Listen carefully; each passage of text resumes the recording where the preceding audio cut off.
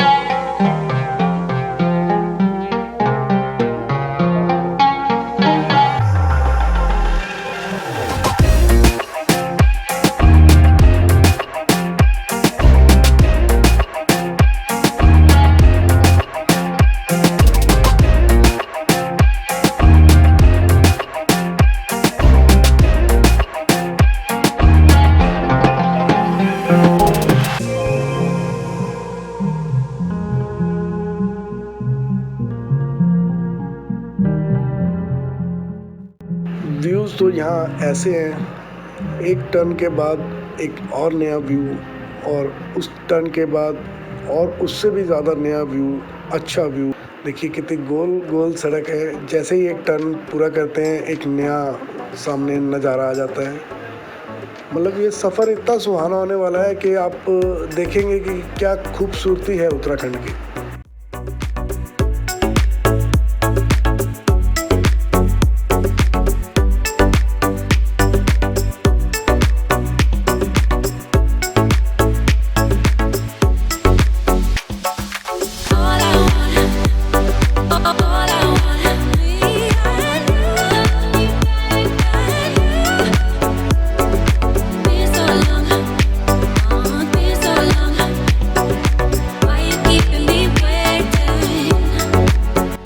ये देखिए मेरे राइट साइड का नज़ारा, उधर से सूर्य जी उदय हो रहे हैं और थोड़ी सी परछाई के अंदर कितने खूबसूरत दिख रही हैं ये पहाड़।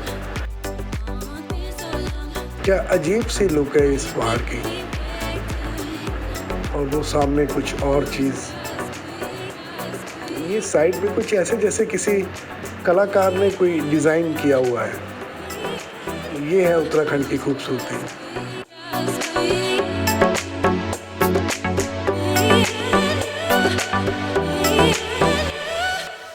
ये देखिए पहाड़ को बीच में से थोड़ा सा काट के रोड बनाई हुई है। थोड़ा सा एरिया राइट साइड रह गया।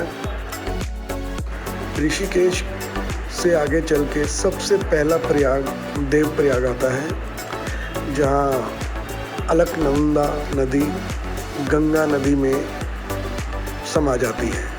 अब इसके आगे से ये नदी गंगा के नाम से बहती है।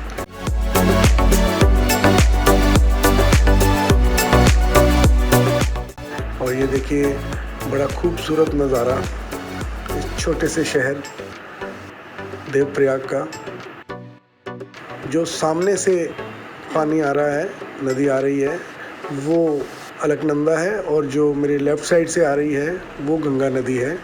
और यहाँ इनका प्रयाग हुआ।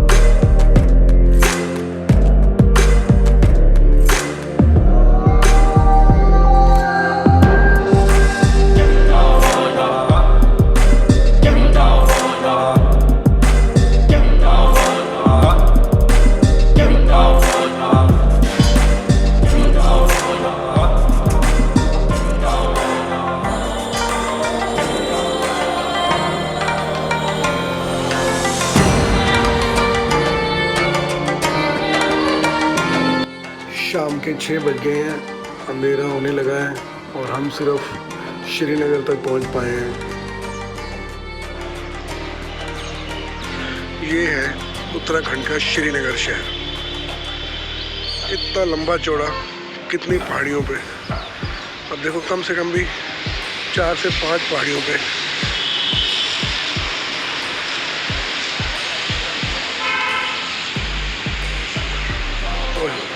क्या नज़ारे हैं।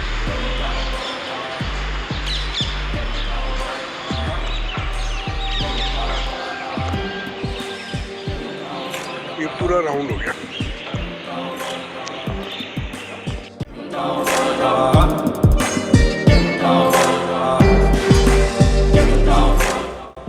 श्रीनगर में रात बिताने के बाद हम निकल पड़े हैं फिर से चोपटा के लिए। और आज का हमारा टारगेट है कि तुंगनाथ चोपटा जाके भोलेनाथ जी के दर्शन जरूर करने ही करने हैं। बस एक बार इस शहर की भीड़ भाड़ से निकल जाएं। सुबह सुबह 7 बजे का टाइम है। देखिए काफ़ी रौनक है बाज़ार में, काफ़ी बिजी शहर है ये श्रीनगर। अब पेट्रोल पंप ढूंढ रहा हूँ मैं। अगर पेट्रोल पंप मिल जाए जल्दी से तो बस टैंक फुल करा लिया जाए तो आगे की पेट्रोल की टेंशन ख़त्म।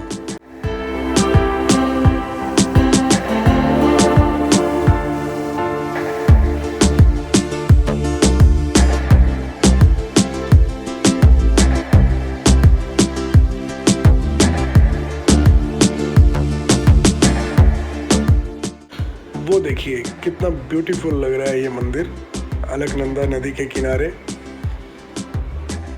रेनी सीज़न में जब नदी में पानी फुल चलता है तो ये मंदिर का नीचे वाला हिस्सा जो है पानी में आ जाता है। फिर दूर से ऐसा लगता है जैसे कि ये नदी के बीच में बना हुआ मंदिर। बहुत ही अच्छा नज़ारा।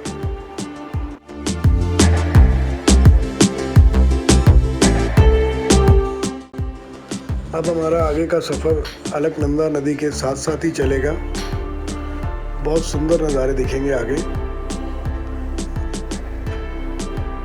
ये आगे थोड़ा सा लैंडस्लाइड हुआ है। पहाड़ों में ऐसा थोड़ा बहुत होता ही रहता है, लेकिन अच्छी बात यह है कि उसको ठीक करने के लिए साथ के साथ मशीन आ जाती है। और देखिए थोड़ी बहुत परेशानी आती है, लेकिन ऐसे व्यूज़ देखने के लिए थोड़ी बहुत परेशानी कोई मायने नहीं रखती। आप नज़ारों पे ध्यान दीजिए।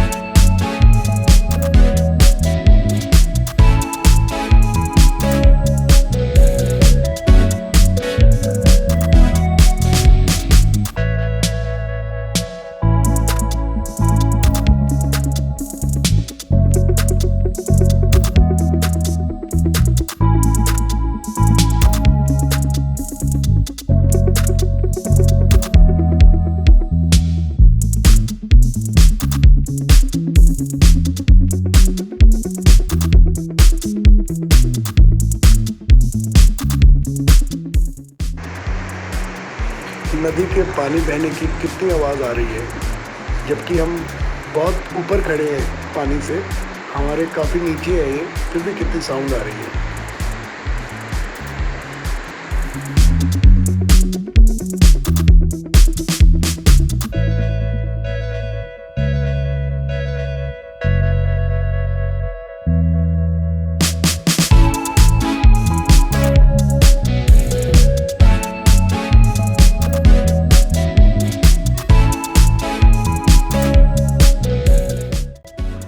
जगह का नाम है कुंड। यहाँ एक छोटा सा डैम बना हुआ है, वो सामने देख रहे होंगे आप।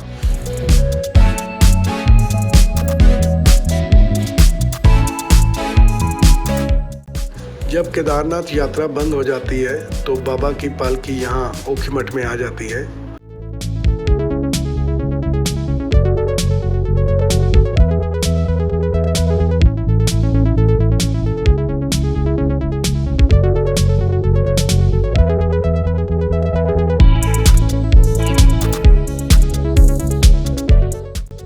ओखीमठ से जो रोड चोपटा गई है, उस रोड की चौड़ाई थोड़ी कम है, लेकिन रोड बहुत अच्छी है, साफ़ सुथरी है एकदम, और कोई गड्ढे वगैरह कुछ नहीं है। बहुत अच्छे से बाइक चल रही है। लेकिन दो व्हीकल जब आपस में क्रॉस करते होंगे तो थोड़ा सा दिक्कत आती होगी, लेकिन पहाड़ों का असूल है, जो ऊपर चढ़ रहा है उसको पहले जगह दी जाती है।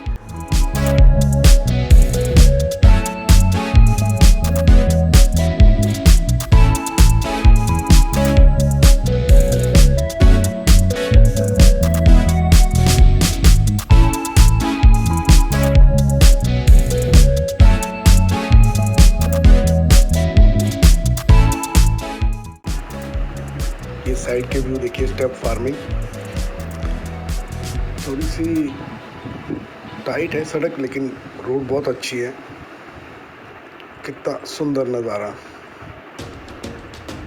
वो पहाड़ के ऊपर बीच में आपको दिख रहा होगा एक जेसीबी वर्क कर रही है। और आगे चले हम, इस सड़क के किनारे पे हल्की हल्की बर्फ़ शुरू हो गई है। मन में और ज़्यादा एक्साइटमेंट हो रही है। ये जैसे जैसे हम आगे जा रहे हैं, साइड पे बर्फ़ बढ़ती जा रही है और रोड पे एकदम पानी पानी गीला गीला सा है। चलते हैं, देखिए आगे क्या होता है। ओहो, बहुत बर्फ़। तो छोटी छोटी सी पहाड़ियाँ दिखने लग गई हैं बर्फ़ की। थोड़ा सा एक साइड से दूसरी साइड आते हैं तो उधर कुछ कम दिखती है बर्फ़, और फिर छाया वाली साइड हो जाते हैं तो उधर फिर हैवी स्नो दिखती है। ये देखिए, इधर देखिए, ओहो, ये है नज़ारे। तो मतलब मेरे मन में जो इस समय फीलिंग आ रही होगी, मैं आपको बता तो नहीं सकता। आप देख के भी वो चीज़ महसूस नहीं कर सकते जो यहाँ पे मैं इस समय कर रहा हूँ। वो देखिए, थोड़ा सा बस गाड़ी के टायर से रास्ता बना हुआ है, वहीं पे हम लोग बाइक चला रहे हैं। ओहो, बर्फ़ देखिए आप, बहुत हाइट पे है ये जगह। अभी कम से कम हम 15 किलोमीटर के करीब दूर हैं अभी चोपटा से, और अभी से ये इतनी बर्फ़, और आगे तो पता नहीं। अब तो कुछ रोड पे भी ब्लैक आइस जैसे है, गाड़ी चलाने में थोड़ी दिक्कत आ रही है। देखते हैं आगे आगे आगे तो और भी ज़्यादा बर्फ़ है। चलिए चलते हैं जहाँ तक जाया जाए। ओ माय गॉड, रोड के ऊपर बाइक। ओहो, यहाँ पे तो देखिए कितनी बर्फ़। ओहो, तो बहुत मुश्किल है यहाँ पे बाइक चलानी। टू व्हीलर वैसे ही है। देखते हैं क्या होता है। चल रहे हैं अभी तो जैसे कैसे, बस आइस ही आइस है सब जगह। जितना आगे जाते जा रहे हैं बर्फ़ बढ़ती जा रही है, लेकिन जो आनंद आ रहा है उसकी भी कोई सीमा नहीं, और जो रिस्क है उसकी भी कोई सीमा नहीं। दोनों को बैलेंस करके चल रहे हैं हम। धूप तेज है, लेकिन सफ़र बहुत सुंदर, मतलब बयान नहीं हो सकता। देखिए कैसे एक छाया सी में से हम निकल रहे हैं। लेफ्ट राइट पेड़ ही पेड़, और साइड पे बर्फ़। कितना बढ़िया नज़ारा है। अगर ऐसे ही रहा तो हम पहुंच जाएंगे। अगर इतनी ही बर्फ़ रही तो, इससे अगर ज़्यादा हुई तो दिक्कत हो सकती है। 2 व्हीलर है, आपको पता है।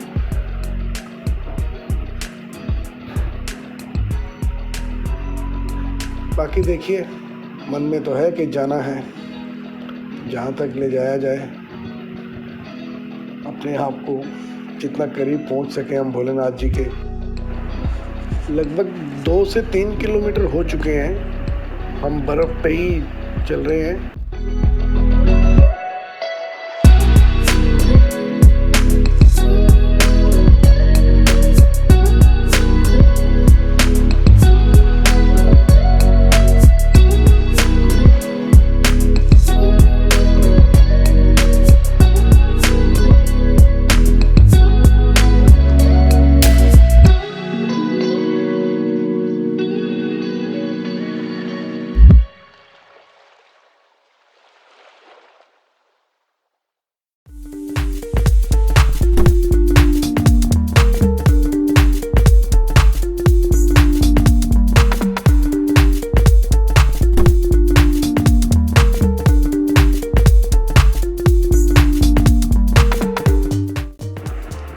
पार्टनर से सलाह करता हूँ, क्या कहता है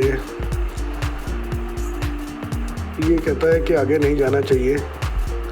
फिर हम यहीं रुके और इसे आगे जाने का फैसला टाल दिया, क्योंकि आगे रिस्की था, बाइक से गिरने का खतरा था और इतनी ठंड है इधर, और सर्दी में कोई चोट लग जाए ये रिस्क लेना नहीं चाहते थे हम। तो हमने यहीं पे रुक के थोड़ी मस्ती की, थोड़ी फोटोग्राफी की, और फिर इसके बाद हमने यहाँ से वापस जाने का फैसला लिया।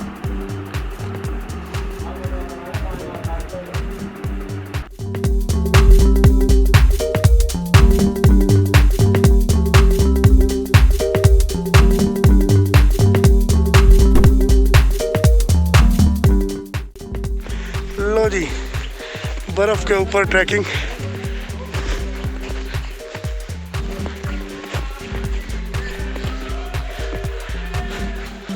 अभी तो 12-13 किलोमीटर बाकी है। ये हमारा मनदीप भाई।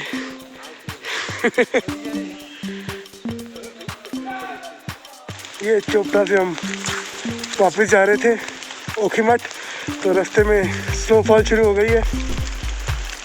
लीजिए नज़ारा स्नोफॉल का।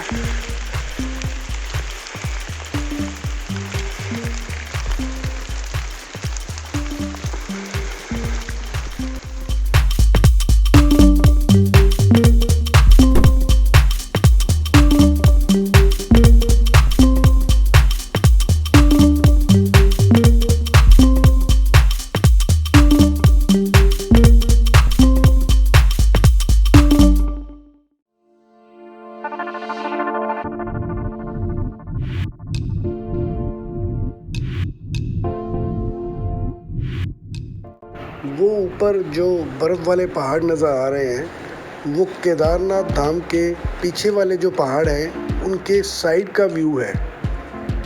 हम लोग ज़्यादा दूर नहीं थे केदारनाथ धाम से। अगर देखा जाए तो हम 25 से 30 किलोमीटर केवल दूर थे। तो चोपटा तो हम जा नहीं सके, तो हमने सोचा अब क्या किया जाए। तो हमने कहा कि अब जिधर भी जाना है वो कल डिसाइड करेंगे या रात में बैठ के बात करेंगे। फ़िलहाल हमारा टारगेट था, हमें रुद्रप्रयाग पहुंचना है, हमें नाइट स्टे रुद्रप्रयाग में करना है। फिर सुबह किस तरफ निकलना है उसका फ़ैसला कर लेंगे।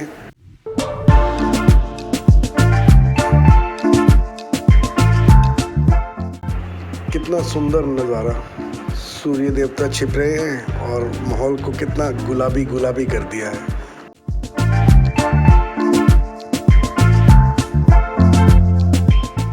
रुद्रप्रयाग के रास्ते में अगस्त मुनि जगह आती है और यहाँ पे महर्षि अगस्त मुनि जी का आश्रम है। तो मन में आया कि यहाँ दर्शन ज़रूर करने चाहिए, आप भी हमारे साथ दर्शन कीजिए। रात में हम लोग रुद्रप्रयाग पहुँच गए और यहाँ ये देखिए संगम का नज़ारा। ये जो मेरे लेफ़्ट साइड से नदी आ रही है ये अलकनंदा नदी है, और जो राइट साइड से आ रही है ये मंदाकिनी नदी है। और यहाँ इनका संगम हो गया और आगे ये अलकनंदा के नाम से बहती है। देखिए कितना सुंदर नज़ारा। रात है अभी, आपको मैं कल दिन में भी एक बार इसका दोबारा से व्यू दिखाऊंगा।